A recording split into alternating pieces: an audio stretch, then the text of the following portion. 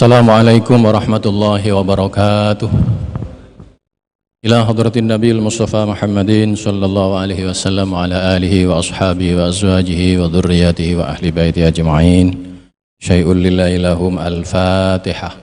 A'udzu billahi minasyaitonir rajim. Bismillahirrahmanirrahim. Alhamdulillahi rabbil alamin. Arrahmanir rahim. Maliki yaumiddin. Iyyaka na'budu wa iyyaka nasta'in. Ihdinas siratal mustaqim. Siratal ladzina an'amta 'alaihim ghairil maghdubi 'alaihim waladdallin. Khususan ila hadrati Sultanul Awliya Sayyidi Syekh Muhyiddin Abdul Qadir Al-Jailani qaddasallahu sirrah, Sayyidi Syekh Abdullah Mubarak bin Nur Muhammad, Sayyidi Syekh Musahibul Wafat Ajil Arifin, ila hadratil Mukarram Haji Muhammad Ali Hanafi Akbar. Al-Fatihah. A'udzu billahi minasyaitonir rajim. Bismillahirrahmanirrahim. Alhamdulillahi rabbil alamin arrahmanir rahim maliki yaumiddin. Iyyaka na'budu wa iyyaka nasta'in. Ihdinas siratal mustaqim. Suratul ladzina an'amta 'alaihim ghairil maghdubi 'alaihim waladdallin. Amin. Bismillahirrahmanirrahim. Alhamdulillahil qail. A'udzu billahi minasyaitonir rajim. Utlu ma uhiya ilaika minal kitab wa aqimis sholata innas sholata tanha 'anil fahsya'i wal munkar wa la dzikrullahi akbar. Wallahu ya'lamu ma tasna'un. Al-mukarramun, para alim ulama, para kiai, segenap wakil talqin, bil khusus guru kita Al-Mukarram Haji Muhammad Ali Hanafi Akbar, serta Umi dan seluruh keluarga yang senantiasa kita semua berharap barokah dan karomah beliau untuk kemaslahatan dan kebahagiaan kita semuanya fid dini wad dunya wal akhirah.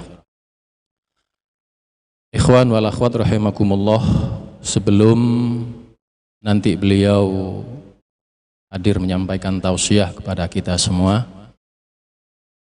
sebagai muqaddimah saya mendapatkan tugas untuk menyampaikan kepada kita semua dalam acara yang sangat mubarakah ini, di mana kita sekalian alhamdulillah diberi kemampuan bisa melaksanakan ibadah mulai dari sejak dini hari jam 2 sampai pada pagi hari ini. Kita akan disempurnakan dengan tausiah dari Al-Mukarram, guru kita. Sebentar lagi kita akan bersama beliau. Hadirin ikhwan wal akhwat rahimakumullah, dalam waktu yang tidak lama tentu saja saya hanya sekedar mengantarkan kepada inti dari tausiah beliau nanti. Rasulullah sallallahu alaihi wasallam dalam salah satu hadis beliau menyampaikan, arba'un man utiyahunna faqad utiya khairayud dunya wal akhirah. Ada, kata Nabi, 4 perkara bila seseorang diberi oleh Allah 4 perkara ini, maka dia sama dengan telah mendapatkan kebaikan setara dengan isi dunia. Khairayid dunya wal akhirah, setara dengan kebaikan-kebaikan dunia dan akhirat itu. Luar biasa di sini. Apa 4 perkara tersebut? Yang pertama, lisanun dzakirun, orang yang jika diberi oleh Allah Subhanahu wa taala anugerah kemampuan lisannya untuk mampu senantiasa berzikir kepada Allah, maka orang tersebut telah mendapatkan kebaikan setara dunia dan akhirat. Yang kedua, wa qalbun syakirun, orang yang diberi kemampuan hatinya mampu bersyukur kepada Allah Subhanahu wa taala atas segala limpahan nikmat dan karunia-Nya. Jika orang tersebut diberi kemampuan oleh Allah Subhanahu wa taala hatinya selalu bersyukur kepada Allah Subhanahu wa taala, maka sungguh dia telah mendapatkan kebaikan dunia dan akhirat. Yang ketiga, kata Nabi, wa badanun alal bala'i sabirun, diberi kemampuan oleh Allah Subhanahu wa taala kita bersabar atas segala musibah, bala yang telah diujikan kepada kita. Jika orang tersebut diberi kemampuan bersabar, maka dia sesungguhnya telah mendapatkan kebaikan setara dunia dan akhirat. Yang keempat, kata Nabi, wa zaujatun mu'minatun sholihatun. Orang yang diberi kemampuan diberi anugerah oleh Allah Subhanahu wa taala memiliki istri yang sholihah, yang mukminah, yang beriman kepada Allah Subhanahu wa taala. 4 hal ini khairid dunya wal akhirah, setara dengan kebaikan dunia dan akhirat. Masya Allah. Cuman seperti apa 4 perkara ini mampu menyestarakan kebaikan-kebaikan di dunia dan akhirat? Sesuai dengan kemampuan saya coba ingin memaparkan satu-satu kepada kita semua. Yang pertama, lisanun dzakirun. Orang yang diberi kemampuan lisannya mampu berzikir, senantiasa berzikir, menyebut Allah Subhanahu wa taala dalam segala situasi dan kondisinya. Di dalam surat Al-Ankabut kalau nggak salah ayat 45, Allah menyampaikan wala dzikrullahi akbar. Berzikir kepada Allah Subhanahu wa taala itu sungguh itu jauh lebih besar, lebih dahsyat keutamanya dibanding dengan ibadah-ibadah yang lain. Wala dzikrullahi akbar. Kenapa zikir itu dikatakan jauh lebih dari segala-galanya? Yang pertama, di dalam kitab Pangrasa Abah Miftahus Sudur ada salah satu alinea yang ditulis oleh beliau. Kana dzikru la yufidu faidatan illa bitalqin. Bahwa sesungguhnya zikir itu tidak akan pernah mencapai pada titik kesempurnaan manfaatnya, faidahnya, jika tidak didapatkan dengan cara talqin. Tidak akan pernah sempurna zikir itu, kecuali zikir tersebut telah diperolehnya dengan talqin. Nah, talqin itu sendiri hadirin ikhwan wal akhwat, tidak sembarang kita mendapatkannya. Siapa yang memiliki kapasitas untuk memberikan talqin tersebut? Di dalam kitab beliau juga menyampaikan bisyarti akhdiha min qalbin taqiyyin naqiyyin mimma siwallah. Syaratnya orang yang memiliki kapasitas untuk memberikan talqin tersebut, yang pertama, orang yang telah memiliki hati yang bertakwa sempurna kepada Allah Subhanahu wa taala. Sempurna takwanya. Yang kedua, at-taqiyyuh.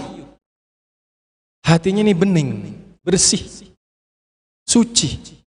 Tidak ada lagi di dalamnya itu, kecuali terus-menerus connecting dengan Allah Subhanahu wa taala. Itulah hati yang hidup.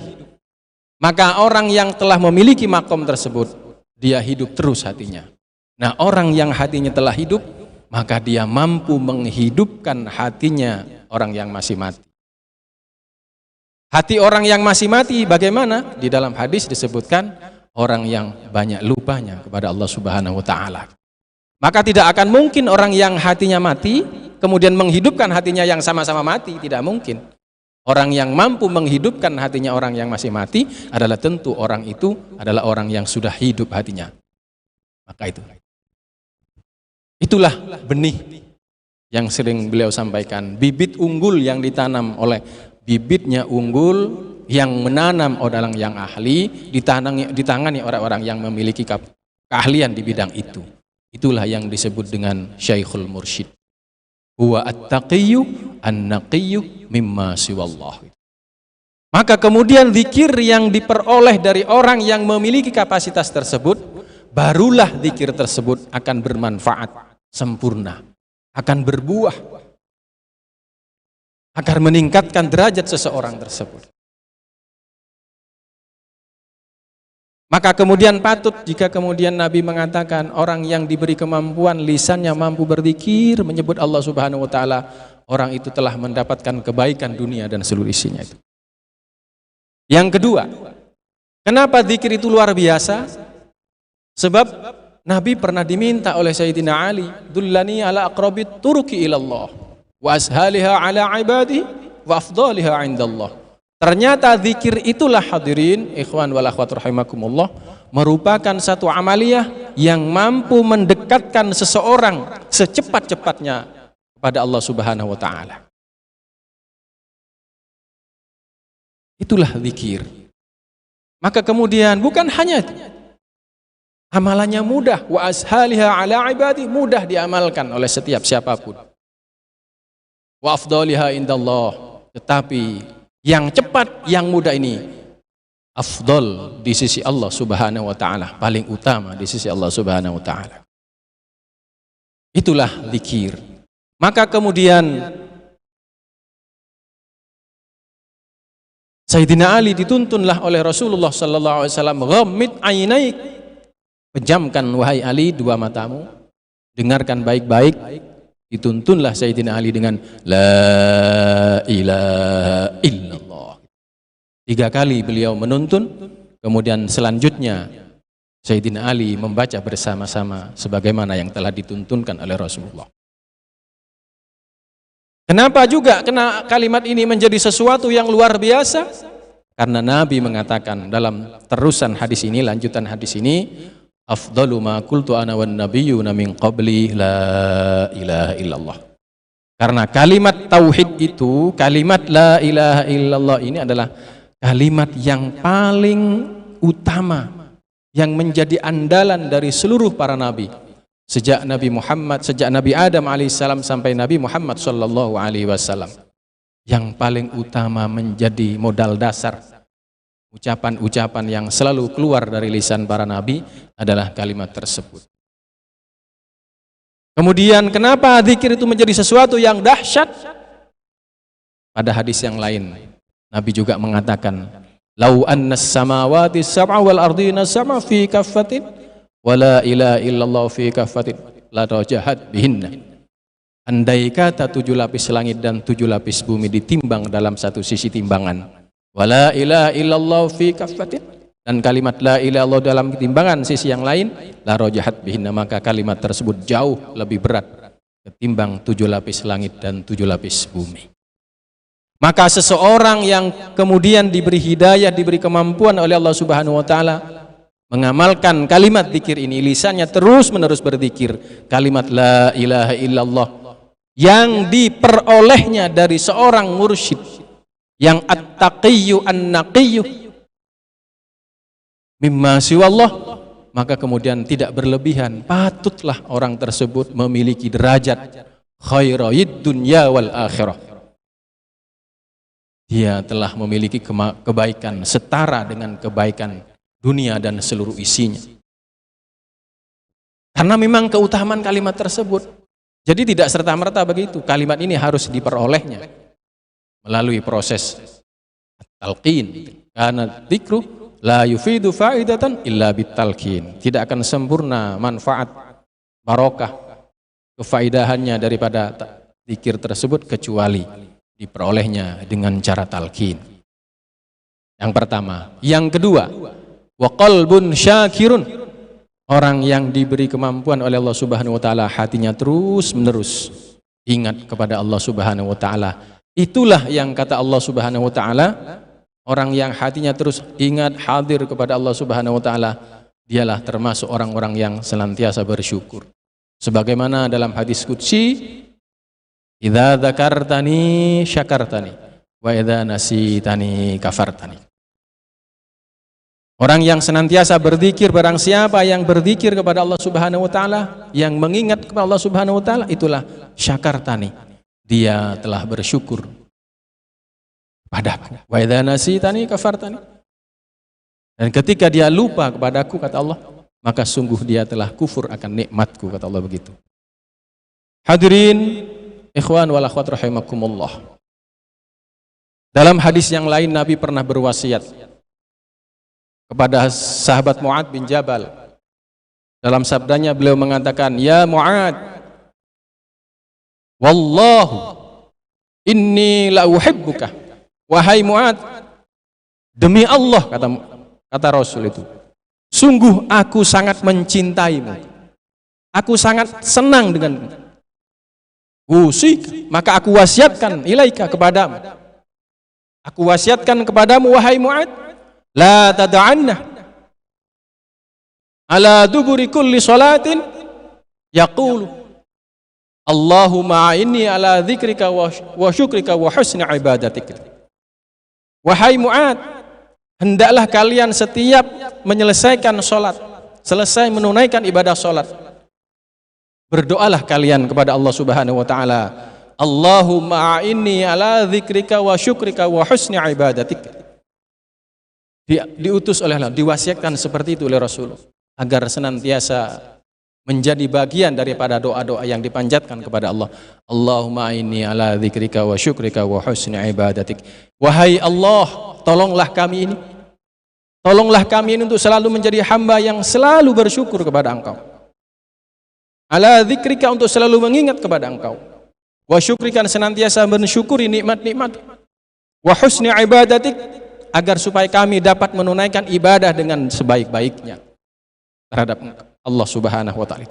Ini wasiatnya Rasul. Disuruh minta kepada Allah Subhanahu wa ta'ala, minta tolong kepada Allah Subhanahu wa ta'ala agar diberi kemampuan untuk bisa selalu berzikir, agar diberi kemampuan untuk selalu bersyukur, agar diberi kemampuan untuk selalu bisa beribadah dengan sebaik-baiknya. Ternyata hadirin, isi doa ini kalau dikerucutkan seperti yang Al-Mukarram sampaikan, tidak mungkin bisa orang itu bisa ibadah terbaik, sempurna, kalau tidak bisa tidak melakukan zikir dengan baik. Karena di dalam salah satu qaidatul fiqhiyah, la yatimul wajib illa bi fahuwa wajib. Tidak akan sempurna sesuatu itu, sesuatu yang wajib ini ketika kita laksanakan tidak akan pernah sempurna jika tidak didukung oleh sesuatu yang bisa menyempurnakan itu. Contoh, sholat itu seringkali kita ghaflah dalam melaksanakan sholat. Ternyata setelah kita berthariqah, bertemu dengan Syekhul Mursyid, bertemu dengan guru kita yang mampu membimbing kalbu kita, ketemulah alat untuk bisa bagaimana sholat itu menuju khusyuk. Dengan cara bagaimana? Dengan cara berzikir, menghidupkan hati terus ingat kepada Allah Subhanahu wa ta'ala.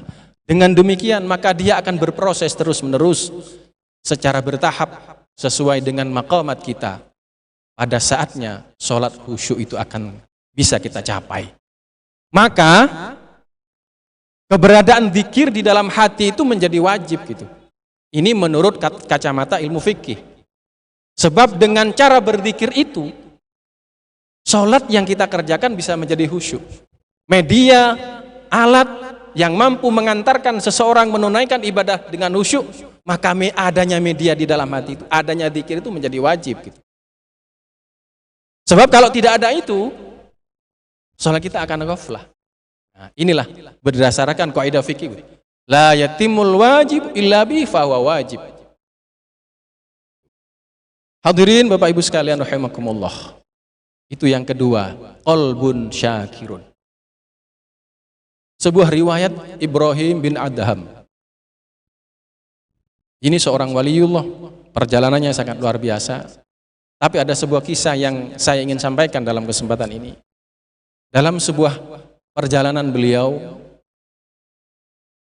melihat, menemukan, bertemu dengan seseorang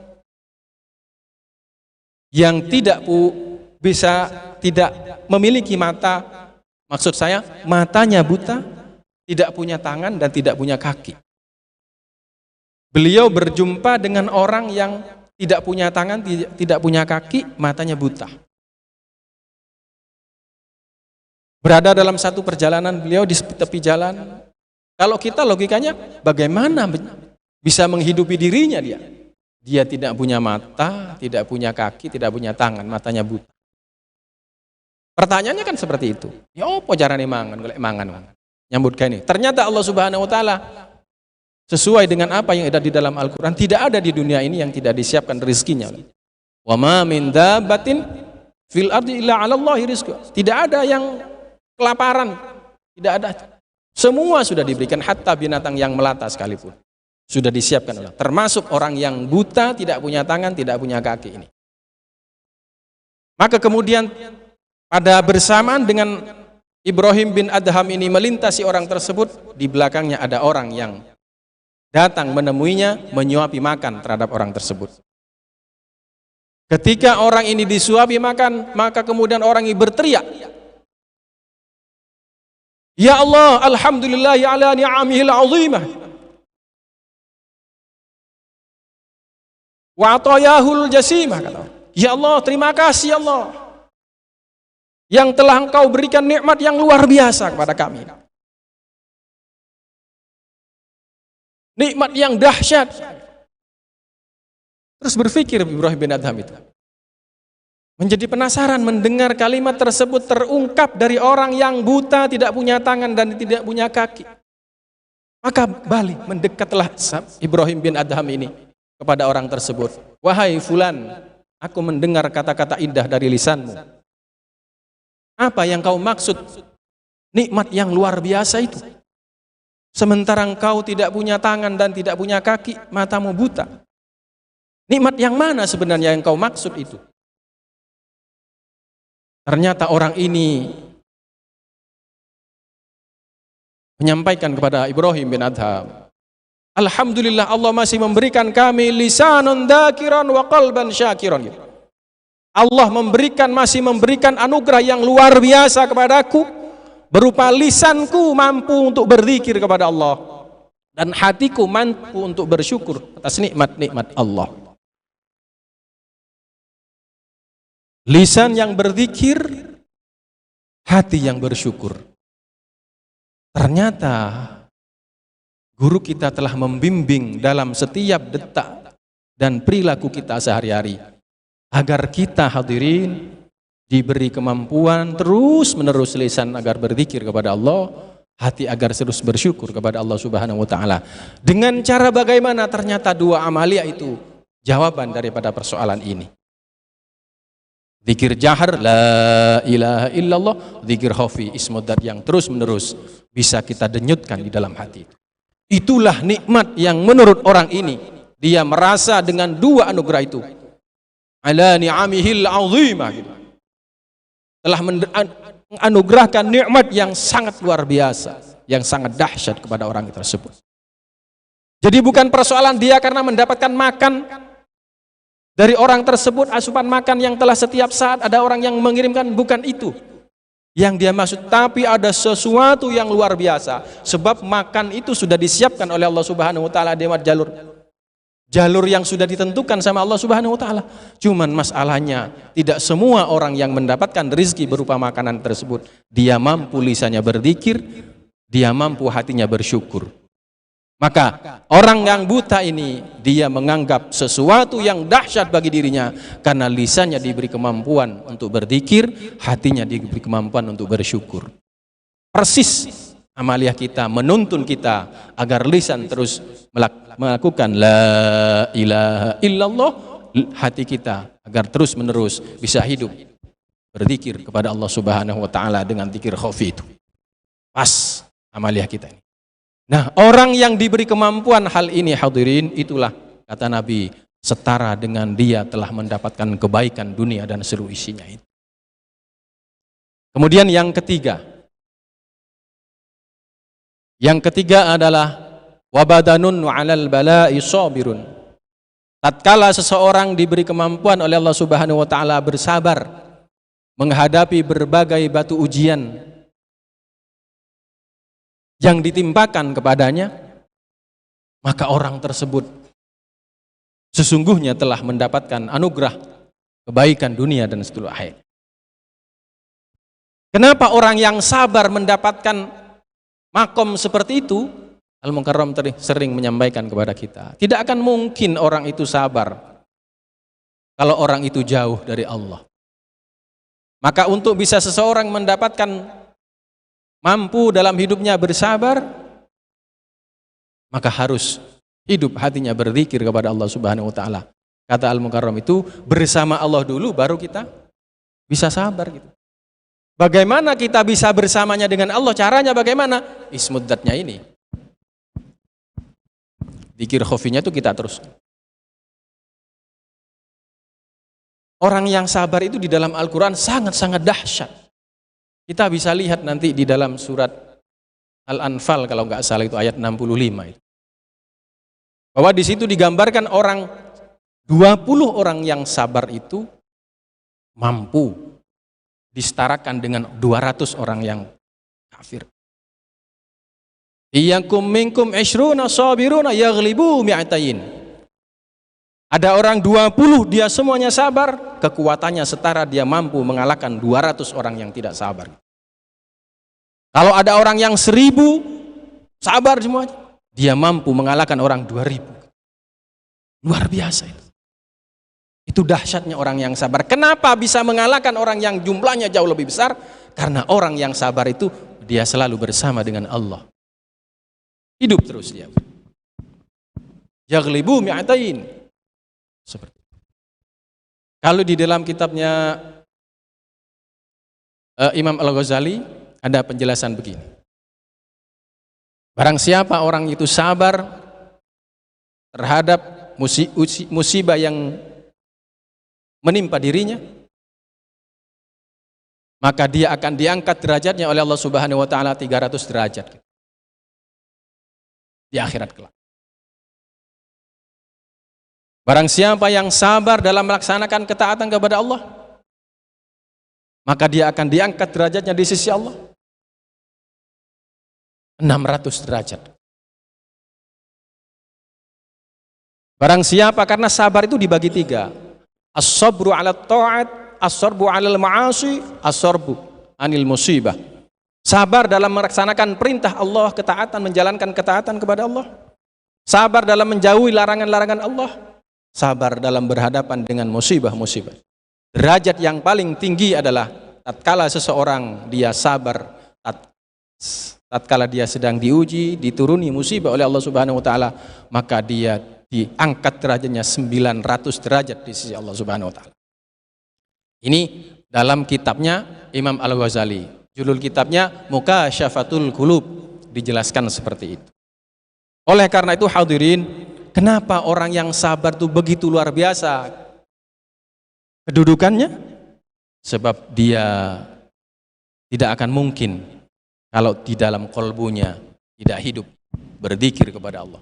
Maka orang yang selalu hidup hatinya berzikir kepada Allah, barulah dia akan memiliki kesabaran yang luar biasa. Karena bukan semata-mata dirinya yang memaksa-maksa untuk sabar, tetapi karena Allah Subhanahu wa taala, sifat Allah as-sabr itu. As-sabur itu telah berbias kepadanya.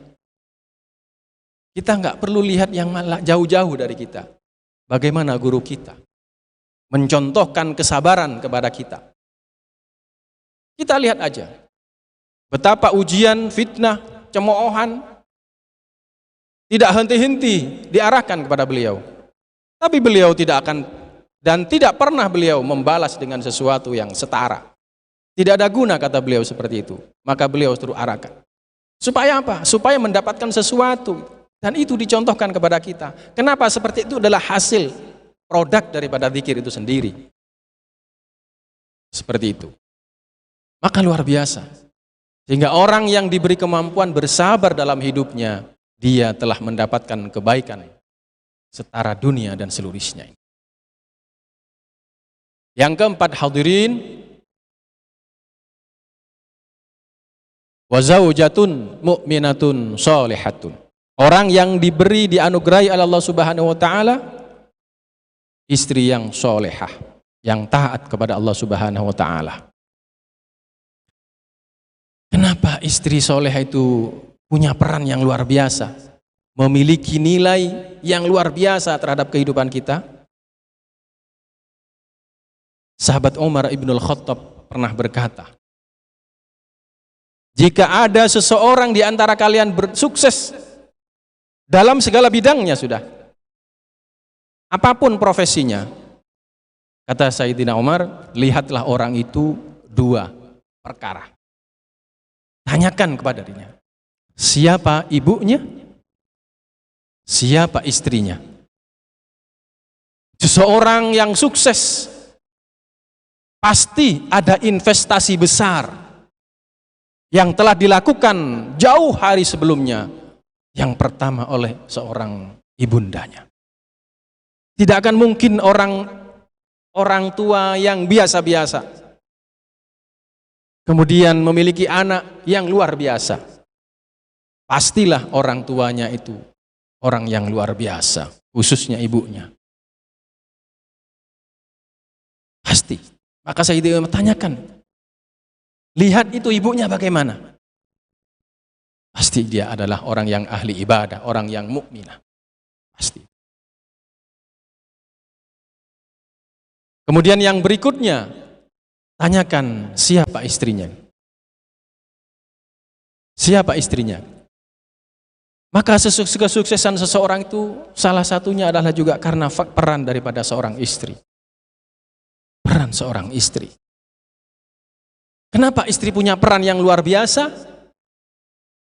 Ketika kita meninggalkan, maka istri solehah kata Nabi itu satu, idza nadharta sarratka. Ketika kita melihat istri kita, maka dia memberikan hiburan, menyejukkan kepada kita. Idza nadharta sarratka. Wa idza amarta ata'atka. Ketika kita meminta tolong kepada istri, dia pasti taat kepada kita, pasti melakukannya. Pasti sudah. Tidak akan berpikir macam-macam. Ketika kita minta tolong pasti dia action segera. Wa idza ghibta wa in ghibta hafizatka. Ketika kita pergi meninggalkan karena tugas dan seterusnya, pasti dia menjaga pribadinya. Sembari dia berdoa memohon kepada Allah Subhanahu wa taala, mendoakan kita suami-suami yang sedang bekerja melaksanakan tugas sebagai kepala rumah tangga itu. Oleh karena itu hadirin, maka peran seorang istri inilah sungguh sangat luar biasa dalam kehidupan kita sekalian ini. Maka anak-anak kita itu banyak terbentuk oleh karakteristik dari seorang istri. Karena yang banyak dekat dengan anak kita adalah istri kita. Oleh karenanya berbahagialah kepada kita semua. Bersyukurlah kepada Allah Subhanahu wa taala jika kita ditakdirkan oleh Allah Subhanahu wa taala memiliki istri yang solehah. Untuk menuju hal tersebut akan lebih sempurna lagi kiranya bila istri kita juga bersama-sama dalam satu amaliyah, menunaikan, mengamalkan TKN Pondok Pesantren Suryalaya bersama guru kita di tempat ini. Kita bertorikoh, istri kita juga bertorikoh, sehingga sama satu visi dan satu misi. Urusan kepada Allah satu visi, satu misi. Karena itulah yang mengantarkan seseorang istri menjadi istri yang solehah. Insya Allah.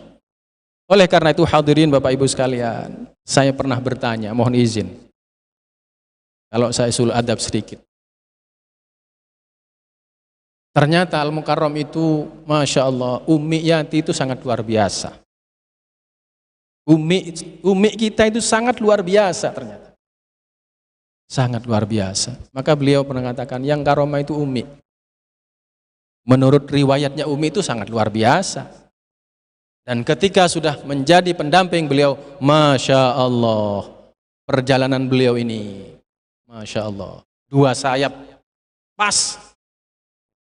Sehingga bisa berkibar, bisa terbang kemanapun.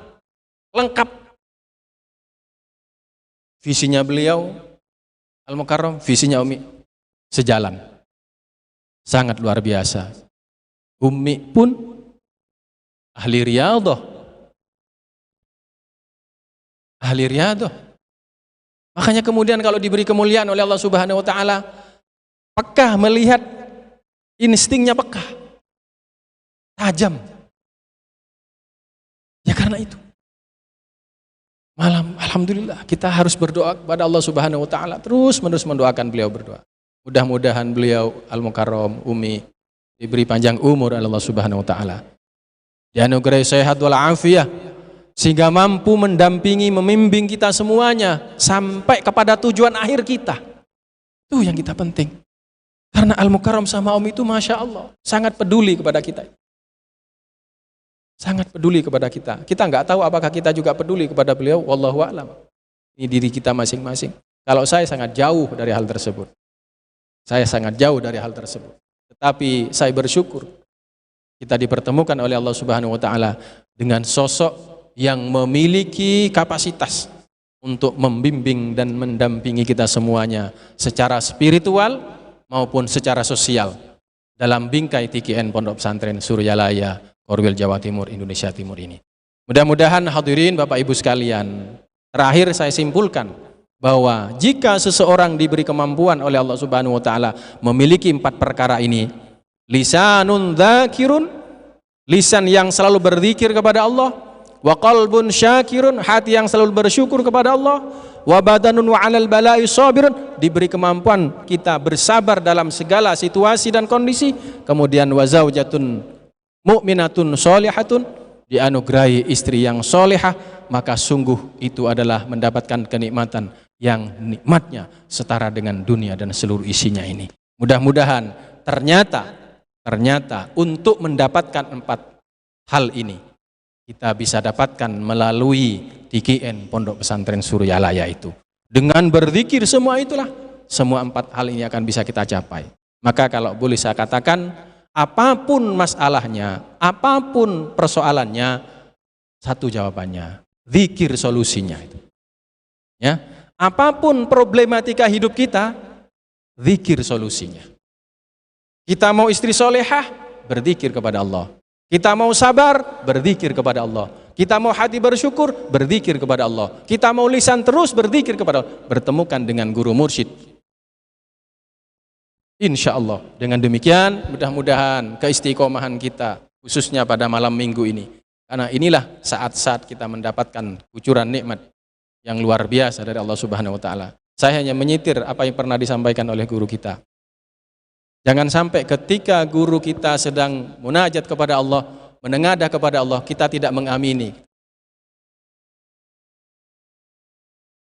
Kita tidak sempat mengamini doa-doa munajat yang beliau sampaikan di tengah malam itu. Kalau saya mengibaratkan ini ceret. Dituang begini, ibarat ceret dituang dari mulut ceret ini. Kemudian agar air yang keluar dari ceret ini bisa kita terima, maka hendaknya kita menengadah, maka taruhlah di sini gelas bawah ceret ini, sehingga air ini tidak meluber kemana-mana. Tapi kalau ini ceret dituang, tidak ada ceret, tidak ada gelas yang bisa yang menerima untuk kali, maka air ini akan melimpah kemana-mana. Kita tidak mendapatkan bagian dari air yang ada di ceret. Begitu juga ketika pada malam, di sepertiga malam, guru kita bermunajat kepada Allah Subhanahu wa taala. Kita tidak mengamini doa-doa yang beliau panjatkan, maka kita tidak akan mendapatkan bagian apapun. Sayang. Maka mudah-mudahan keistiqomahan kita di tempat ini, bersamaan beliau munajat kepada Allah, menengadah kepada Allah Subhanahu wa taala, kita mengamini. Akhirnya apa? Apa yang dituangkan oleh Allah Subhanahu wa taala, rahmat itu tidak kemana-mana, tapi jatuhnya kepada kita semua. Mudah-mudahan manfaat. Mohon maaf atas segala kehilafan. Wallahul muwaffiq ila aqwamit thoriq. Assalamualaikum warahmatullahi wabarakatuh.